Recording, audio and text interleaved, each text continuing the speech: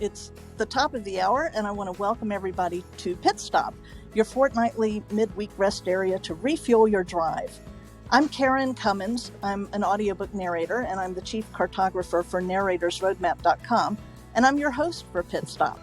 With me today in the co-pilot seat, as always, is my lovely friend and award-winning audiobook narrator, Ann Flosnick, who hosts the Narrator Uplift show here on Clubhouse. How are you this afternoon, Ann? Great, thank you. Delighted to be here. Every other Wednesday, audiobook narrators who have vocations beyond narration pull into Pit Stop. They're sure to inspire you to follow your interests and use all of your talents and gifts. I want to let everybody know the conversation's being recorded, so you'll be able to re-listen or catch parts you missed. Feel free to comment in the chat, raise your hand in the app if you want to be part of the conversation, because we would love to hear from you. So thanks so much to everyone for joining us. I am super excited to welcome Daniela Acitelli to Pit Stop. With an extensive portfolio of over 200 audiobooks, Daniela is a born and bred American, but she's also a dual citizen Brit who calls both California and London home.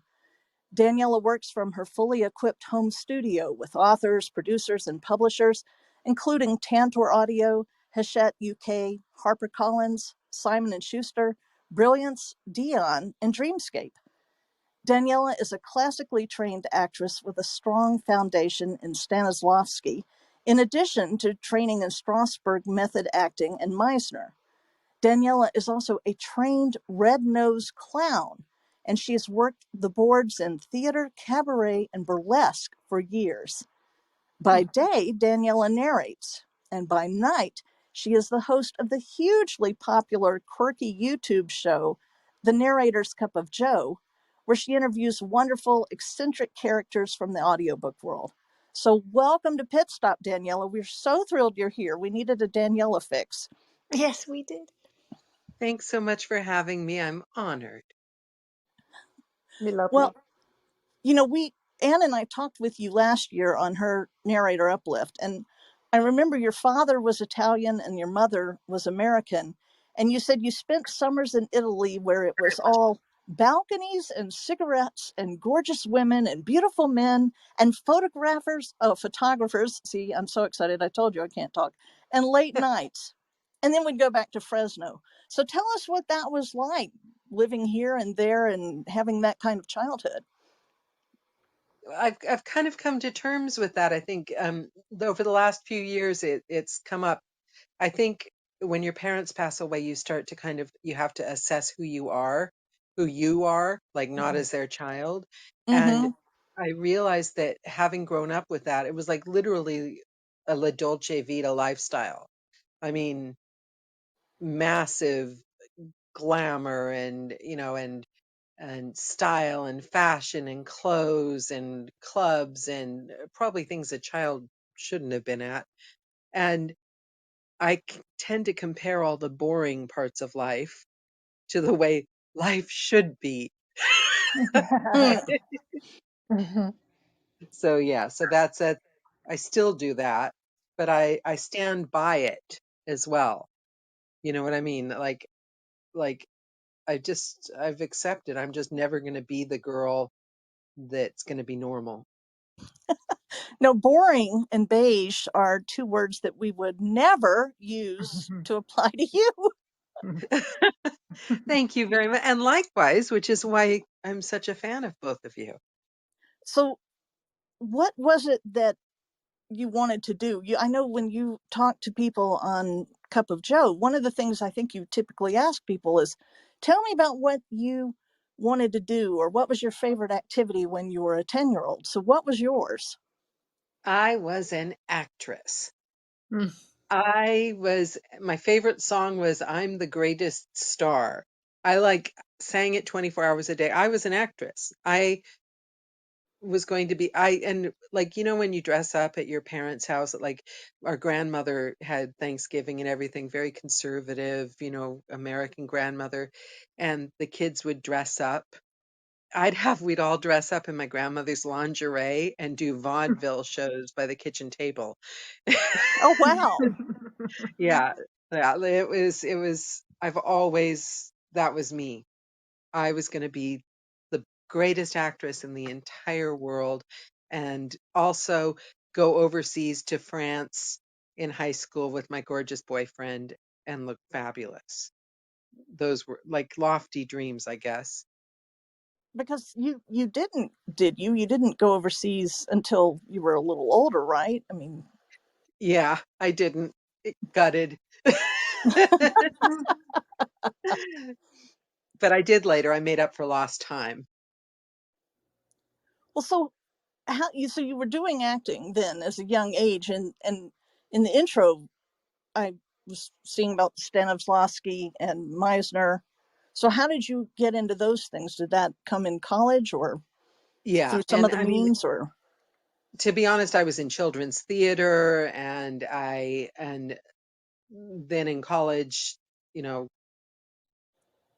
I did acting, and after college, I took Meisner was a standalone course in LA, and most of my adult life, I just kept for the sake of learning. I mean, the thing is, I've never been very good at doing things for like the goal. I've always wanted to do it for learning, Mhm. for the Mm, process of getting mm-hmm. there. That's the part that interests me.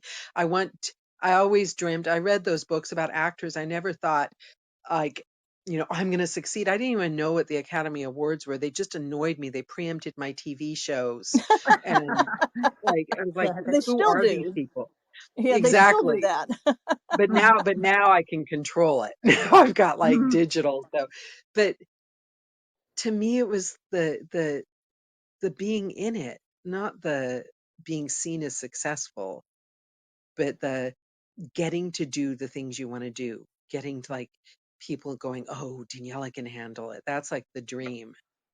We'll give this to Daniela because she can, that's the dream, not the, ooh, Daniela has more likes and friends and followers. And I've met famous people and they don't seem very happy. Hmm. What, I have to ask then, who's the most famous person you met? Oh, I'm horrible because I like literally don't remember anything 3 minutes after. And I lived in LA too. And there were a few people I'm embarrassed to say that like I met and I didn't know who they were. Mickey Rourke I met, who I quite liked because I was a fan of 9.5 Weeks. I thought he was so handsome in nine Mm. and a half weeks. But when I met him, he was different than I imagined. I'm sure he's still wonderful, but yeah, I met Mickey Rourke. I You can't met who? remember. I'm horrible with names. Mickey Rourke, nine and a Oh, half weeks. right. Well, but you said, I thought you said something else No, Mickey then. Rourke. I can't think of, isn't that's embarrassing. I'm going to get off this call and I'm going to think of like 30 people that I've met. Oh, I was in a TV sitcom with Jennifer Saunders from Really? ABBA. Yeah, Oh, Well, Dead that's wow. Boss. pretty exciting. How did that happen? I was dodgy goth prisoner number 4. And not much of me actually showed up on camera, but I did spend many days filming in a prison yard, freezing. Oh. It was fun. But how did that come about? I was with an agency in London called Ugly, and they would put me on all these jobs. They got me one one job, and I just would rock up. I'm good if I don't know what I'm getting into. That's when I do well. And I would just rock up. So I rocked up to this job and they were like, no, no, no. And they were sending me home and I was on my way out the door and they said, no, swap this over. And they swapped me with this other girl. And they said, because the other girl was too pretty. What? Yeah. So I guess I wasn't too pretty, but it was like a lingerie shoot for like, women that weren't like models for Marks and Spencer. Hmm. Um, and we got to wear all the lingerie and did this big lineup. And then the next day I got on the tube to go to my corporate job and people were kind of looking at me. Oh, it's that girl. It was a full page spread in the Sun. Oh, Oh. wow. And you And it didn't was know like this? me, like practically naked, like not burlesque. Like, I mean, I had a discreet I like to think gorgeous lingerie, but still not on the tube. And then the copy guy's like all wink, wink, nod, nod, raising his eyebrows. Oh my It's gosh. really embarrassing. So you Not that didn't know I when you did the shoot that that's how they were going to use the images. didn't have a clue. I just knew that. And I was the voice of Hillary Clinton for the Yalta summit, evidently. Well, that's And pretty cool. for the anniversary. Yeah. So all those things, you go with an agency and you never know where you'll end up. They were great. I loved Ugly. You're saying that in past tense, so you're not still connected with them. Well, when I came, when I think the last time I had like a fracture, I fractured my hand. I was going into surgery and I have my phone next to me and they Oh, called and I was like literally just drugged up on my way into surgery. And I said, I don't think I should do anything. Let me get back to you guys. And, I started doing audiobooks. So I just never had time. So I never went back and did anything with them. And what a perfect segue you gave me. So how did you get from the questionable ad for Marks and Spencer to audiobooks? I mean, I'd been listening to audiobooks since they were cassette tapes. Mm. I used to get them from the library and listen to the Agatha Raisin, Penelope Keith, yeah. and all the Harlan Cobens when I would take my walks in LA. Um, I think and Anne's first books were on cassette. They were. Yeah. I listened to them though in the car though on the way to work. Yeah. I bet I've listened to you, Anne, when I was like, I didn't kind of put audiobook narrators together as like being actual human beings. Yes. Like, do you know what I mean? You were like I out do. there in the ether somewhere. And Yeah. I bet I listened to you. I bet you were one of the voices that I listened to because you do a lot of the books that I was obsessed. I would listen to everything. And I've listened to an audiobook pretty much every night of my life since then. Mm. But I never really understood that like it was an option for me. It's Yeah. funny you said that because there was a server at a restaurant we went to, and this was in recent years, the last, well, it was in our other house, so it was at least 6 years ago, probably. But she said, well, what do you do? We go there all the time. She's like, well, what do you do? And I said, I'm an audiobook narrator. And she said, really? I thought they were like unicorns. I didn't know that was real people who did that. Yeah, you don't because the stories, like, I know I thought Rockford Files and Columbo, I thought they were like my relatives. And I thought Lucy was my aunt. Like, I suspend belief when I watch something. I don't watch it with a critical mind. I don't listen to an audiobook analyzing the narration or, which is why I don't listen to a lot of audiobooks with people I know, because to me, I want to believe it. Mhm. I want to believe it. I want to believe that whoever's telling this, I don't want to think about who the actor is and how they're going to accept their award. You know what I mean? Yes. Lucy was a great aunt. Yeah, we'd all like to have her in our family tree. Yeah, you know what I mean. But that's so interesting you say that, because when I listen to books, and my habit has fallen off because I used to listen when every day when I walk Yogi, and he passed away earlier this year, and I don't want to talk about that, obviously, and we're not here to talk about that. But when I listen to books, whether it's somebody I know or somebody I don't know, I am listening to how are they telling the story, because I do feel like every audiobook you listen to, especially as a narrator, is a masterclass. And so it's interesting to me that you can let go of all the technical aspects of the job and actually still step back and enjoy it just as a listener. And Yeah, I'm two I don't mean it people. just, as a listener, but you know what I'm saying. No, but it is just, I am two completely, entirely different people. To me, that's work. And I'm quite capable of it. And I have listened to audiobooks to learn at different times, but never when I listen before I go to bed to an audiobook. That is my sacred time. And I'm an audiobook listener. I'm not a narrator if I'm analyzing it for work, I'm not getting lost. And the whole point is to be lost to me Mm-hmm. in the story, which is what I would hope to be able to do for people that listen to the ones that I do. and which is what I hope to do. To me, it's the same thing as in the technical aspects of the job. Yes, I will learn it, but my goal is to never ever think about it when I'm in the booth, because then I've lost connection. See what I'm saying? So to my mind, it's really black and white. Um, if I start going through that spiral of analyzing things or using that part of my brain, I stop acting. I stop being there. And it's the same with audiobooks at night. If I start analyzing it, I'm not relaxed into it, right? Have you ever, I don't know if this is, I'm afraid to bring this subject up because I'm afraid like 8 million people are going to like crucify me. But to me, it's like a different thing than AI. It's to me a totally different thing. But I'm fascinated by it, and I'm fascinated. It's informing my audiobook. Um, you know how gamers do virtual reality headsets? Yes. Okay, so I've never tried those. I'm not interested in the gaming thing. That whole gaming world is just not interesting to me.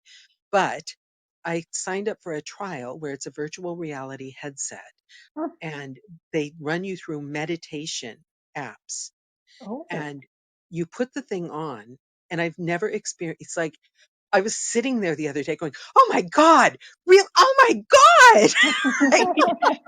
It's so realistic.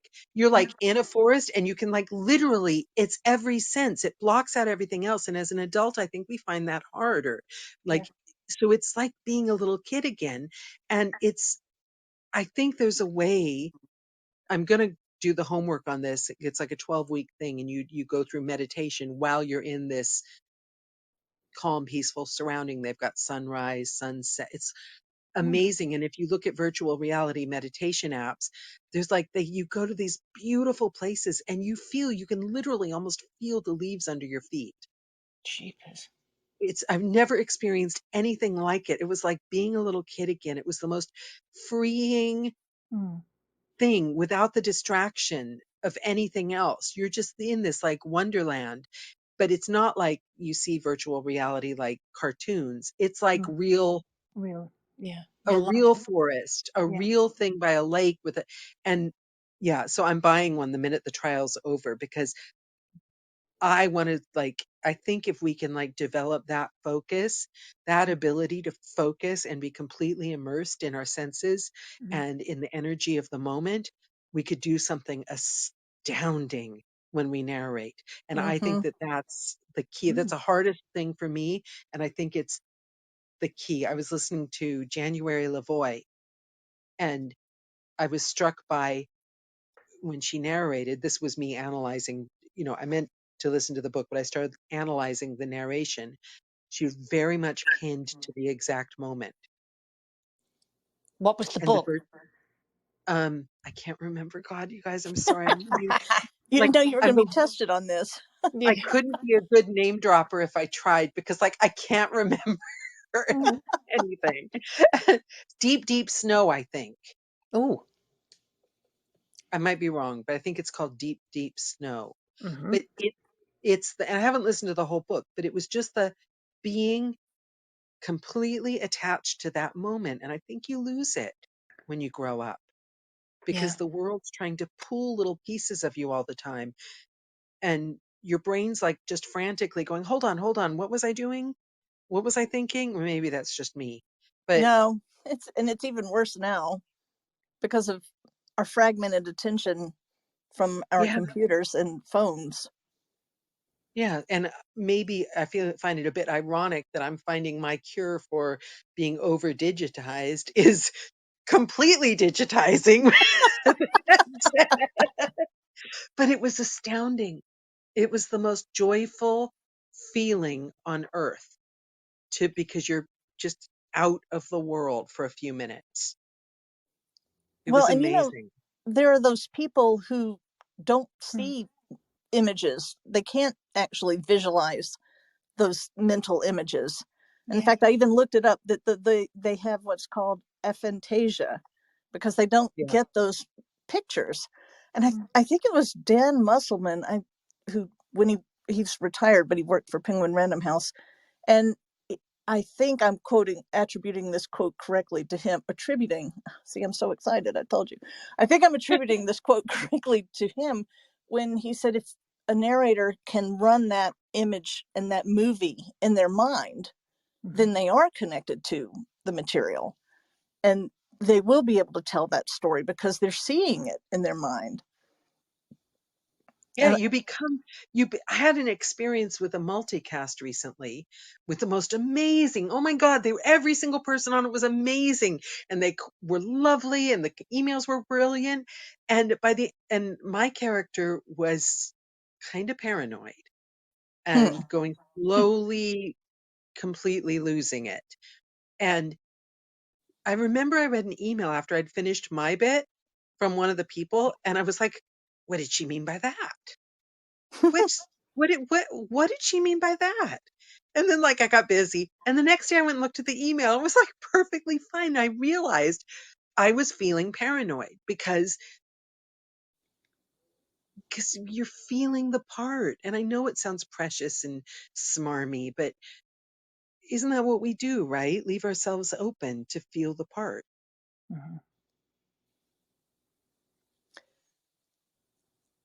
About how much money does this cost, Danielle? Not that I went down the rabbit hole of VR headsets, but but because this one was free, because it's part of the trial, Yeah. you have to do homework and say how you feel at the end. They walk you through feeling what's cognitive therapy while you're in the rooms, in the different rooms. But you can do the apps, and there's one coming out with Apple that, oh my God, I'd have to, it's like 1,000 something pounds or dollars. But there's one, the one that the trial uses is, am I allowed to say names and stuff like that? Not that I'm sure. selling anything. The one that the trial uses is called Quest 2, and I guess it's been around for ages for gamers. But I want the Quest 3, and the Quest 2 is like 300 or $400 or something, and the Quest 3 is like a maybe 500. But I'm thinking if you're going to get something like that, I'd rather, maybe a couple extra. I'm going to save in the piggy bank and stop wasting money on silly things like pink faux fur, because I really want this. I can see why. And the images I'm getting are somewhat biblical, not to sound ridiculous, in that I think a lot of losing the magic and the connection can come from fear, which is, I think, connected to a loss of innocence. Because as soon as, the real world comes in, when we lose innocence as a child, that's where the rot sets in. Yeah. Yeah. And And and that's you where, know that it's our protection, isn't it? It's yes. all the defense mechanisms. All Yeah. our brain wants is us to survive. Our brain Yeah. doesn't want us to be happy. No. It just wants us to survive. Yes. And So reproduce, preferably. yeah, Yeah, right. let's scratch that second Yes. dictate. No. Surviving is good. Yes. Yeah, But it is. but It is. the problem is that a lot of things that make us happy involve flight risk, and Yes. our brain sees that as danger. So you're right, Anne. It is the loss of innocence. And Yeah. I want to reclaim, because Mm-mm. I think that innocence is why children play so Yeah. realistically. Is what we need to do as actors, Yes. is reclaim that innocence, and that Mm-hmm. cutting off all the other senses and forcing my brain to be somewhere else forced my brain to remember what delight was. Yes. A- Oh, And I'm I'd loving this. forgotten. Mm-hmm. Yeah, this sounds like magic. It really does. I'll send you the link. There's a link I found on a YouTube that goes over all the meditation ones, and I'll send you Oh. the one right at the point where it shows the one that I want to buy, the app. You can buy lots of apps, but Mm-hmm. this one it's beautiful. It's Oh. gorgeous. Oh, thank you. Well, How exciting. Yeah. it's no wonder to me that you were so taken by this virtual headset and watching these realistic videos, because you are a video queen yourself with Narrator's Cup of Yeah. Joe. I mean, you've got over 180 of these now. And I mean, just even looking at the titles of these are very inspirational. Like there was one from July 19th with Anne Flosnick called How to Create Your Own Success. And then I've talked with you and you called mine, what you focus on is important. So focus on what you want, not what you lack. And also another one was people spend more time planning their vacation than they do planning their lives. And you are so gifted in pulling out like one salient thing that each person said that can apply to everybody and get people interested. So what actually started you on doing these shows? Why did you decide to do them? Well, I mean, you'd mentioned that question before the call, so I actually stopped and thought about it for the first time, and because nothing, and if I had planned anything, it would never have happened. So basically, I was on the big group, and everyone was complaining when they took away the payment for the codes, and everyone was complaining about the new people coming in, and everyone was like, they're coming for our jobs, and this was before, like, right when COVID started, I think, Sounds like a and regular Tuesday, actually, but yeah, and it was so heavy. It was just so heavy. And I know for a fact, I'd already started like 5 or 6 narrator groups of like 7 or 8 people, and we all became friends and supported each other. And I have a short attention span. I start the group and then I flake off, and then they all stay friends and do great, amazing things. But so I thought so it's a fact that you're not jealous of, and you don't have bad feelings of scarcity when someone's your friend, when you know them. So I thought, well, let's just do this, see if anybody wants to get together, and we'll talk, and we'll do the old school cup of joe calls, which is how it started. And we would get together, 7 of us, and the rule was you only say what's on your mind. You're not asking questions, you're not teaching a class. You have to say, like, you're running into a cafe and your best friend who you haven't seen in years is there, and you're going to dump out all the exciting stuff that's happening to you right this moment in your life, good, bad, I'm unhappy, and anything that stays in that call, that happens in that call, stays in that call, and everyone gets a space. um, and by the end of each call, it was just this wonderful feeling of true friendship. We were truly friends, each of us, all from different levels. And then I said something to someone, and about how interesting what they were saying was. They were describing, what they, something, I don't know, and they didn't believe me. And I just thought, why don't people see themselves the way I see them? Can't they see this like amazing? And somebody else said something to me about, oh, well, Daniela, you're the queen of hyperbole. I'm like, what hyperbole? This is how I see you. I don't understand the problem. So I thought, well, let me get on a show. Let me just do a one video, an hour, and people can watch it. I didn't even think of putting it on YouTube at first. And I'll show you guys what I see in this person. And the first few calls we had technical problems. They didn't even go up, I don't think. But then other people wanted to come on. I kept saying, well, I'm only doing one more call. Then another person, then another person, then another person. Next thing you know, I'm booked like a year ahead, and I don't want to let anyone down. And it's kind of addictive because I can see how nervous people are. And some people even say, I always get the email. I get the ones that send me the list of things that we should discuss.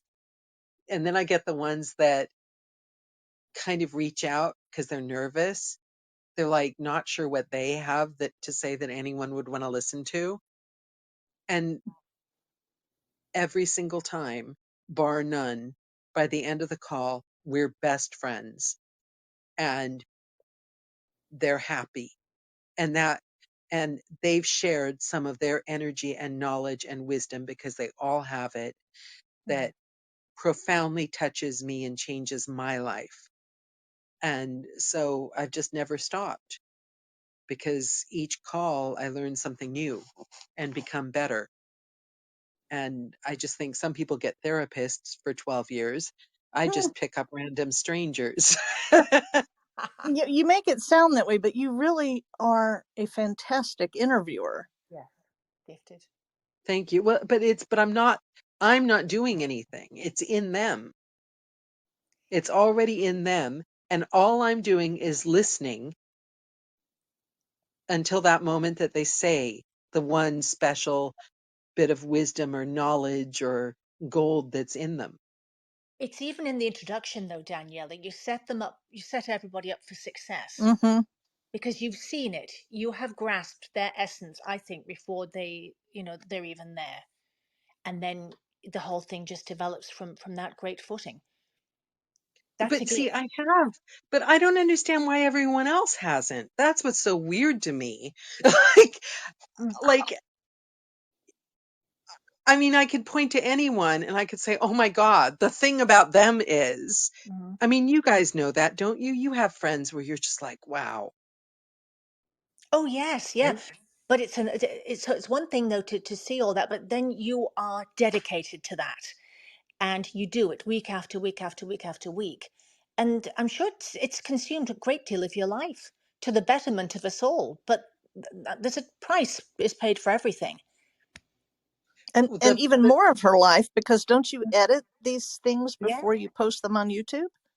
See, Hmm. that's the thing. The price, there hasn't really been a price once I learned how to fit it in to the rule was it can never, ever, ever get in the way of my narration.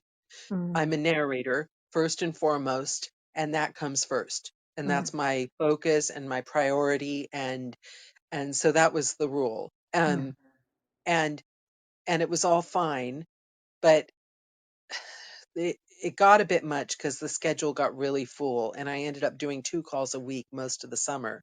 Ooh, And all that would still be fine if then life doesn't hit you. Then yeah. I last week I fractured my knee, my ribs and my shoulder. And I'm narrating the hardest book I've ever done in my entire life. Oh, I think I'm up to I think I'm up to like 8 hours of research from just the first six oh, pages. Like I oh thought it yeah. should all be done before the Gosh. book. We've all had those kind of And books. Yeah. But so so when how? life gets in the way, the Mm. editing suffers. I've got some people waiting for their videos to be put up from over a month, and I do have to catch up and slow down the amount of calls I have because the editing Mhm. is a problem. I know people, you want to see your call up. You've done this interview and it's like a month and nothing's come up. So I do feel pressure But to start. you could post it without editing. You could post Mhm. it. This is how it happened. Yeah. No, no, no, no, no, no, because I owe it to them to do a professional.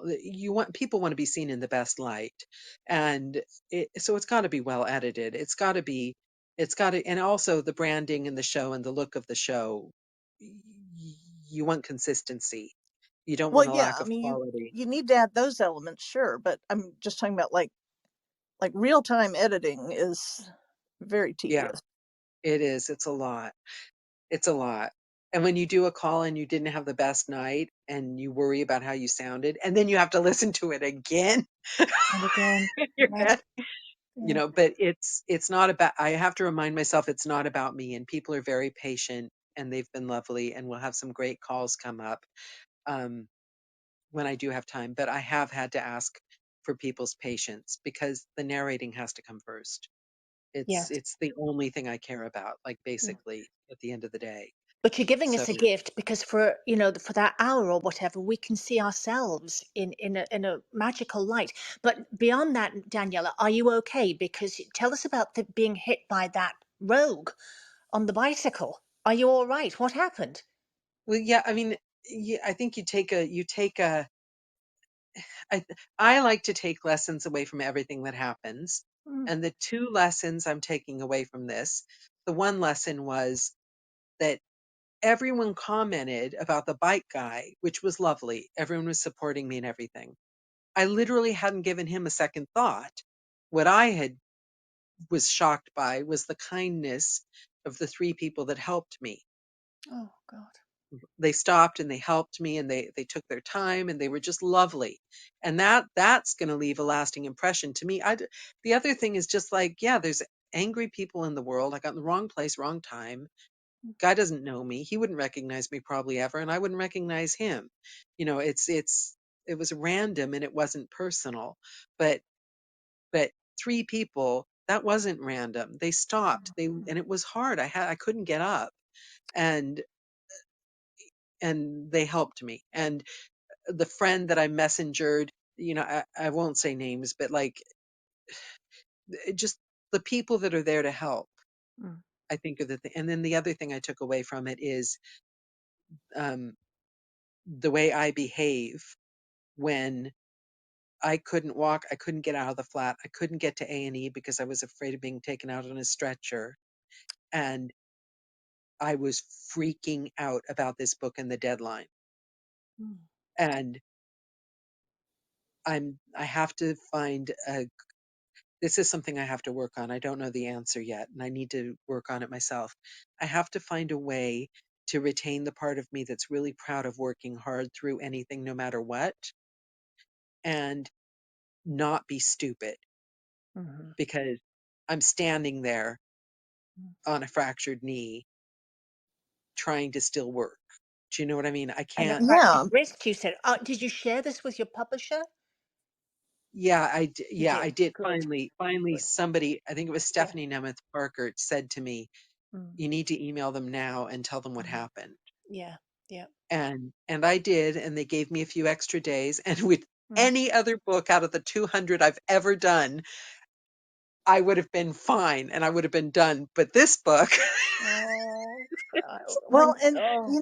working through anything is really, in the big picture, and I know you know this, a cost to your health, because yeah, whatever you've got that's going on that's made you ill, or you're in pain or whatever, can only be made worse by pushing through it and ignoring it. yeah.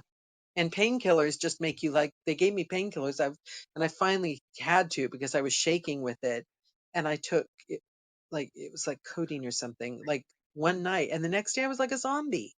Mm-hmm. So it's not worth it. I can't even take the painkillers. So it's like, but then part of me is like, do I want to be this person? It's like, ooh, I work so hard and then I feel extra what? Sorry for myself, proud of myself. I think you have to decide who you want to be. And this time I have to sit with myself and decide, who do I want to be when bad things happen? Who do we think of ourselves as? I'm very conscientious and I don't want to lose that. I will deliver if I at all possibly can, and I don't want to Mm. lose that. Mhm. But I come don't think on. you would, but you've Yeah. seen the stories of people on their deathbeds ask, "What do you regret?"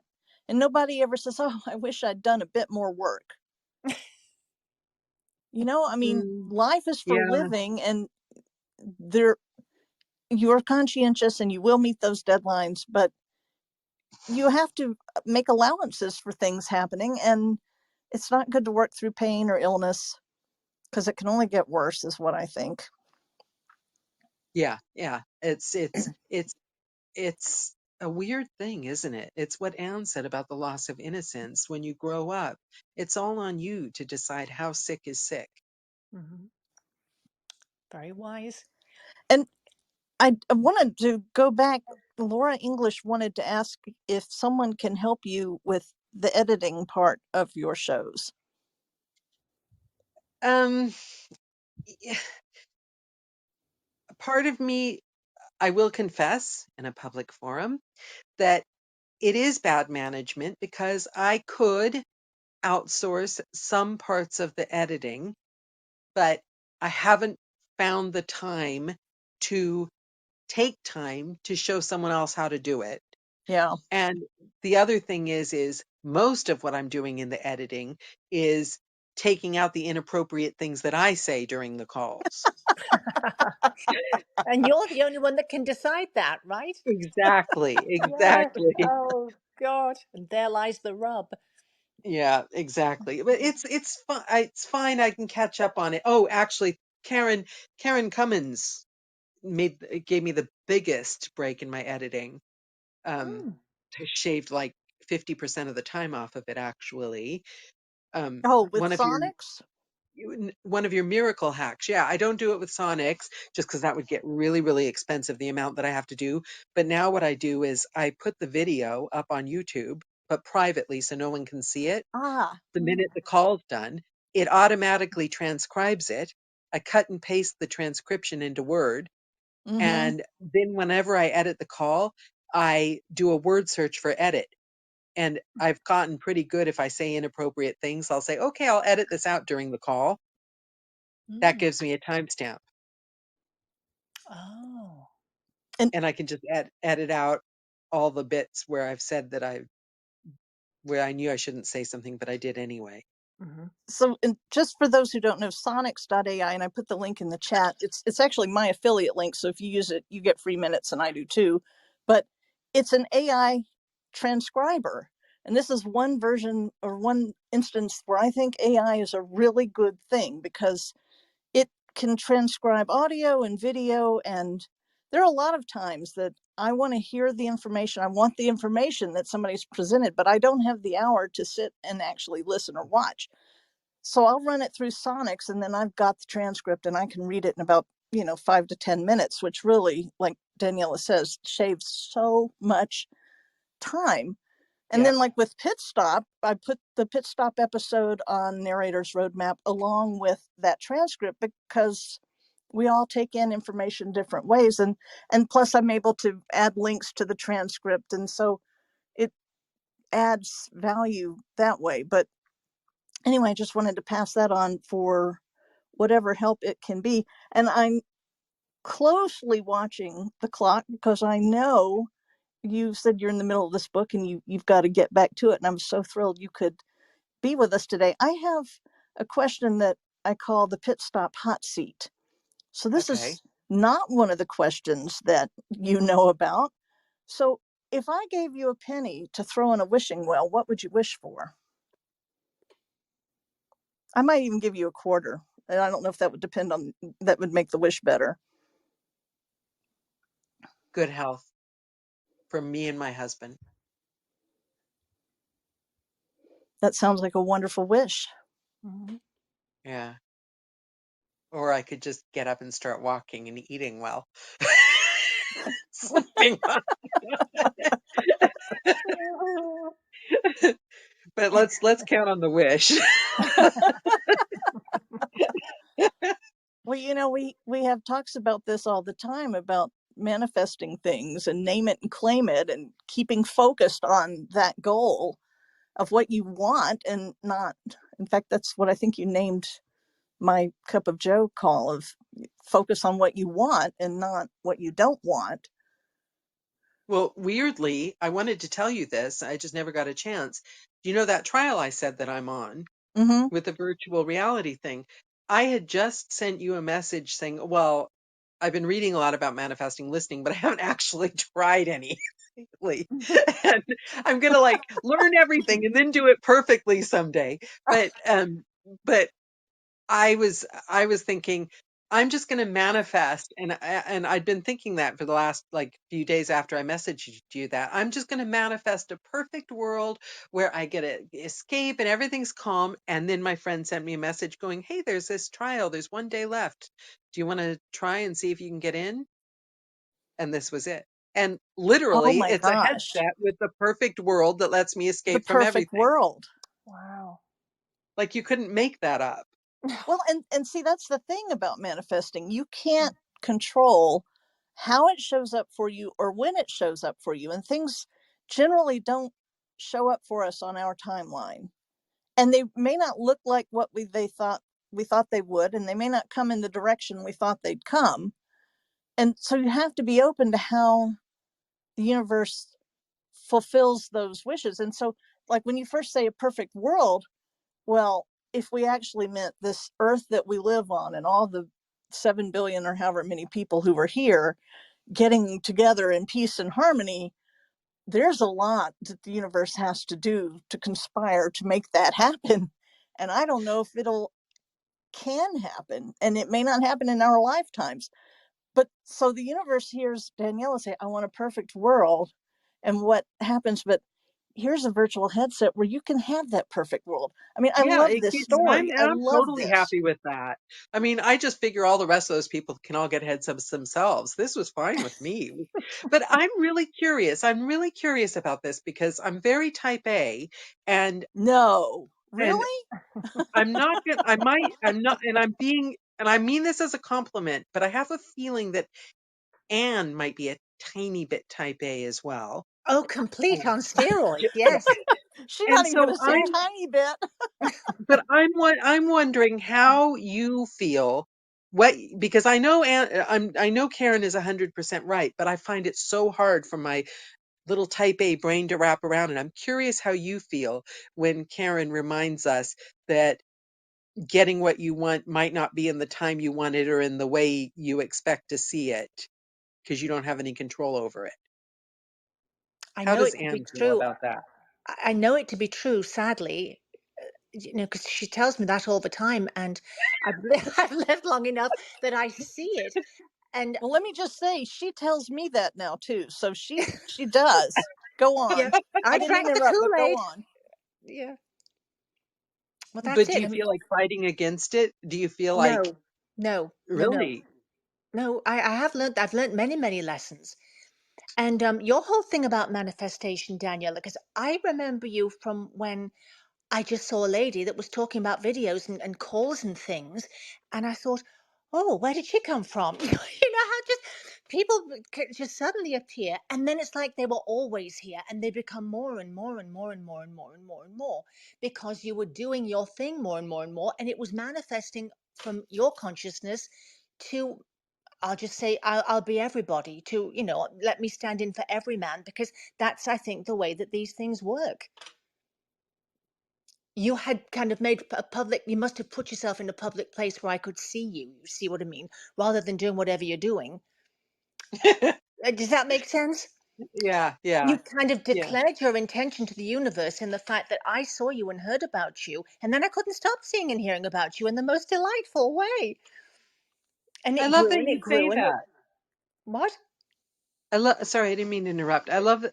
I love that you say that because that is how I feel. Like Hmm. and that's the cup of Joe, and that's why I started all the narrator groups because it's like I feel like I'm shouting like we're all a big Hmm. look at us. Aren't we doing great? We're this like big pool, and it's not just narrators or the narrator community, it's actors, writers.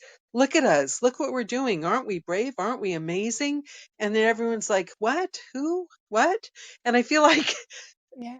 we're all in this together. Like, Well, we're speaking all for in this my, yeah, together. yeah, and speaking for myself, you are kind of the mother of a great deal of all this good stuff and goodness too, because you Oh. are one of my models and icons, because Oh, you see, were you're doing this our way back icon. when.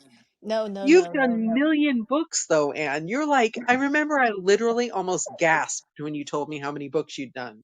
So, I know, but it's a shame though that they're not all, here and now. And there was a questionnaire thing I was filling in, and it's 27 years I have been narrating audiobooks, folks. Wow. 27 years. The heck of a wow. long time. No, but this isn't about me. It's about you and how you came into my consciousness.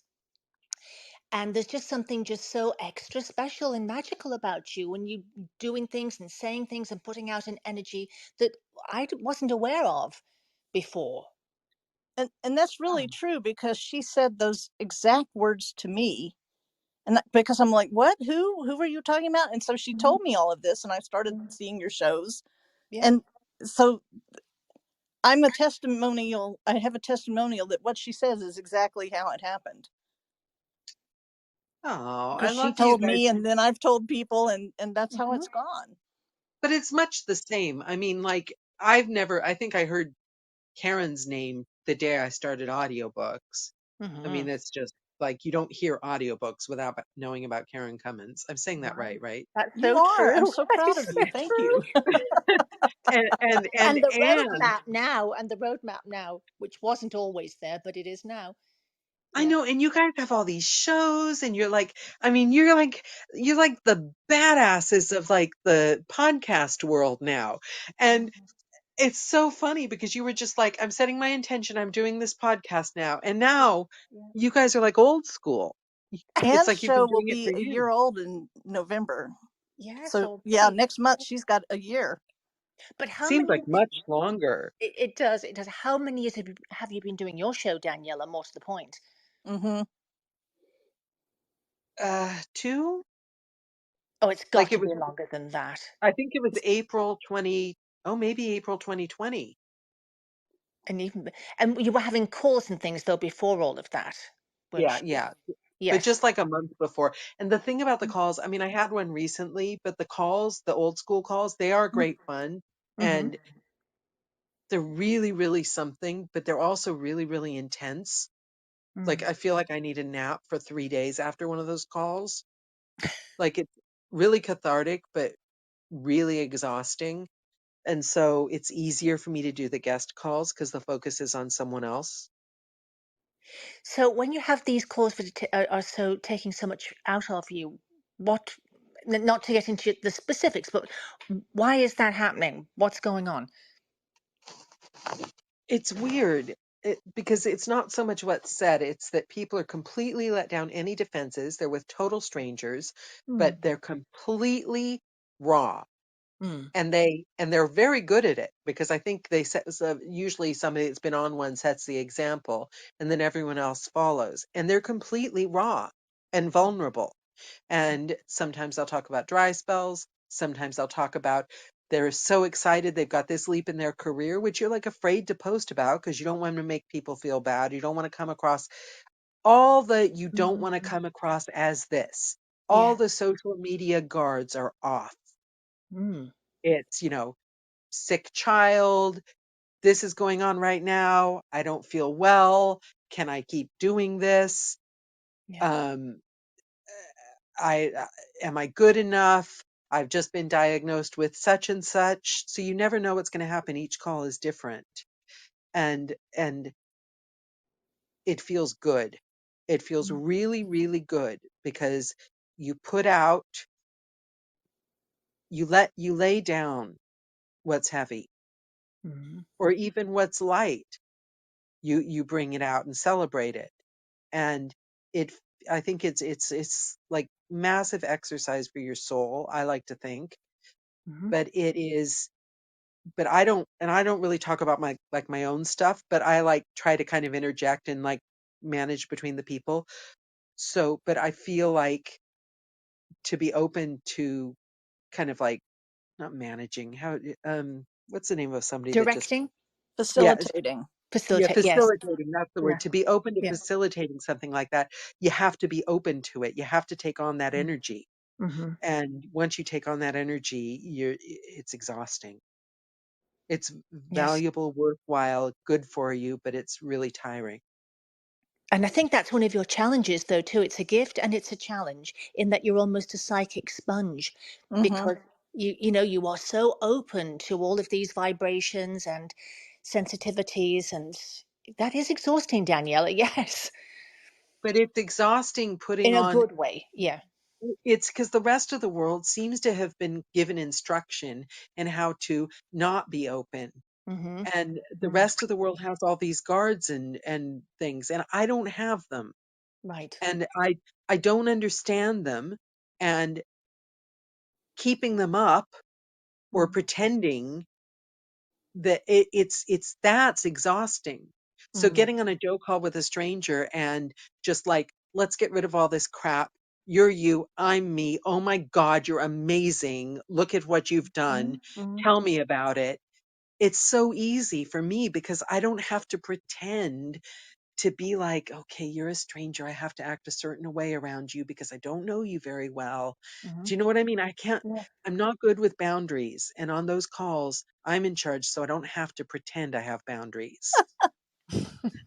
And We don't I, need them either. I It, know I promised you that we would have a hard stop, and we're coming up close on the time, but I can't let you get away without asking you if you have advice you can share with other people who want to expand their horizon beyond narration. my advice is work from the inside out, not the outside in. Like, I don't think the Cup of Joe is, I think we're almost at 50,000 views. And Mm. Wow. Congratulations. in the internet world, that's like nothing. And I keep forgetting to ask for subscribers, so it's like nothing on that too. But I consider it a success because we're still booked out for a year, and I consider it a success. But I don't think it would have been a success if I'd created the Cup of Joe so I could increase my career and make some secondary income, because I did it for different reasons, because of the love of it, like you would a hobby or something. Mm. Um, a lot of, and I'm not saying you can't get a secondary income and do a side gig, and I've had a lot of friends that are like, equally, you've got the roadmap and you've got all this stuff, but you equally love it. You love doing it. So you're still doing it for the love of it and just being smart about business, right? You can marry the two, but I think that the love comes first, Hmm. And and the then you find your self-growth. way And around. Such a yeah, perfect way of saying it. yeah. Yeah, the love comes first. I've had chances to make the cup of Joe bigger, to go into partnership with people, and to make money. And Mm. each time I've felt stressed out by it, and I've listened to my gut, and I'm glad I did, because it would have taken me away from my focus, which is my books, which is narrating. And so I think you have to really, it has to come from the inside out, and you're making the choices for what you want deep down, not what you think you have to do to be a successful person in the industry. Yeah, it's got to be coming from your heart, I think, which sounds woo woo, but No, it's spot on. And it And used to be, sorry, it used to be so much easier to be that way until there was social media and there were so many people and there were, you know, people could just do what they did and nobody knew anything about it. It was just wide open to be whatever you wanted it to be. But but it's I not that still way. think it is. I still think it mhm. is because, Yeah, for yeah. instance, the Cup of Joe, all of a sudden people were starting, not Clubhouse, not you guys, but other people were starting webinars and this and that, and it was like a thing.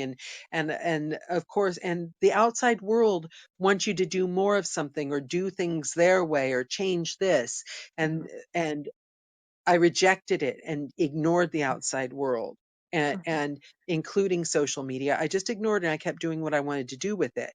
And the reason was because I was more worried about my career success as a narrator. I wasn't worried. I would, like, from the beginning, I would cancel Cup of Joe tomorrow if it stopped being healthy or feeling good for me. Hmm. So I didn't fall for that. And because it is everywhere, and I think it's the kiss of death. But I think that if we put our heads down, it's January Lavoie went off social media completely. And she said it took like a week of horrible, like, withdrawal, but she felt better afterwards, because I think we have the power to not care. We have the power to just let the noise stay outside of us.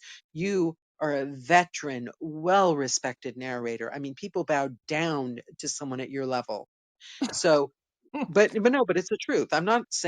This is not hyperbole. It's the truth. I mean, of course, you're not going to think of yourself that way. Oh, I'm the, the queen bee, but we all know it. Karen will back me up on that. We all I've know that told her about she you. is. Oh no, Yeah. no, no, no, no, no, no. No. I'm saying is I can But, remember when we didn't have all of this. You know what I mean? It was just but I a know, but simpler time. But people would assume that you are one of the people that wouldn't even notice social media, because we all know what level you're at. Do you see what I'm saying? But every single person is feeling like they have to pay attention to it, but they don't. So many people have earned their stripes. You don't need it. Mm-hmm. You know, It's only go true. on it for the fun. It doesn't matter if everyone's looking at what everyone else is doing online. Well, When this is you're, what you're saying exactly what I'm saying, Daniela, in a yeah, different way.